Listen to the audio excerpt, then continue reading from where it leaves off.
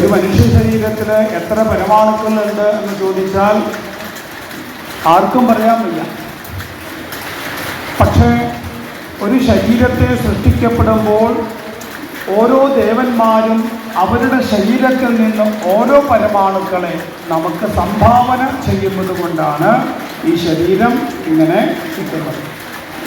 അപ്പം നമുക്ക് ശരീരം കിട്ടാൻ കാരണമായ സർവ്വദേവതമാർക്കും എന്തെങ്കിലും തിരിച്ചു സമർപ്പിക്കണം. അതെങ്ങനെയാണ് സാധിക്കുക?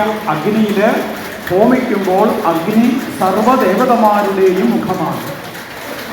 അപ്പം എനിക്ക് ശരീരം കിട്ടിയ എല്ലാ ദേവതമാർക്കും തിരിച്ചെന്തെങ്കിലും കൊടുക്കാൻ സാധിക്കും. അങ്ങനെ കൊടുക്കുമ്പോഴാണ് അവർക്ക് പുതിയ ശരീരം സൃഷ്ടിക്കുവാനുള്ള കരുത്ത് ഉണ്ടാകുന്നത്. അപ്പം ദേവന്മാർ നമ്മളെ സൃഷ്ടിക്കുമ്പോൾ ആ ദേവന്മാർക്ക് പുതിയ ശരീരത്തെ സൃഷ്ടിക്കുവാൻ നമ്മളുടെ ഇത്തരത്തിലുള്ള കർമ്മങ്ങളും ആവശ്യമാണ്.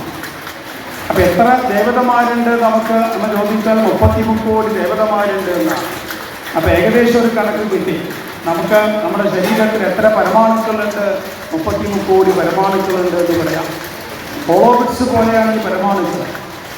അങ്ങനെ അനവധി പരമാണുക്കൾ കൂടിച്ചേർന്നതായ ശരീരം കിട്ടാൻ കാരണമായ സർവ്വദേവതമാരെയും ആരാധിക്കുക കൂടിയാണ് ഇങ്ങനെ മന്ത്രം ജപിച്ച് അഗ്നിയിൽ സമർപ്പിക്കുമ്പോൾ. ആണെങ്കിൽ ക്ഷേത്രം പ്രദക്ഷിണം വെക്കേണ്ട, അവിടെ ആ ആലിൻ്റെ അവിടെ ഒന്ന് പ്രദക്ഷിണം വെച്ചാൽ മതി. ഈ മന്ത്രം ജപിച്ചോളൂ എല്ലാവരും. ഓം ഹ്രീം നമഃ ശിവായ.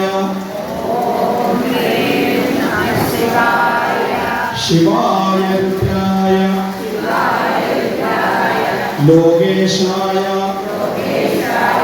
രോഗഹരായ ദുരിതഹരായ മഹാമൃത്യുഞ്ജയായ തേ നമഃ.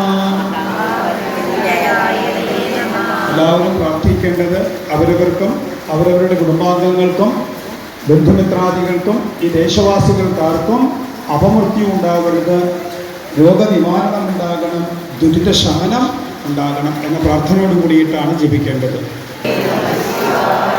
ശിവായ രുദ്രായ ലോകേശായ രോഗഹരായ ദുരിതഹരായ മഹാമൃത്യുഞ്ജയായ തേ നമഃ.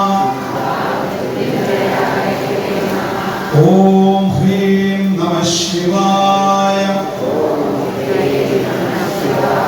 ശിവായ രുദ്രായ ലോകേശായ രോഗഹരായ ദുരിതഹരായ മഹാമൃത്യുഞ്ജയായ തേ നമഃ. ഓം ഹ്രീം നമഃ ശിവായ.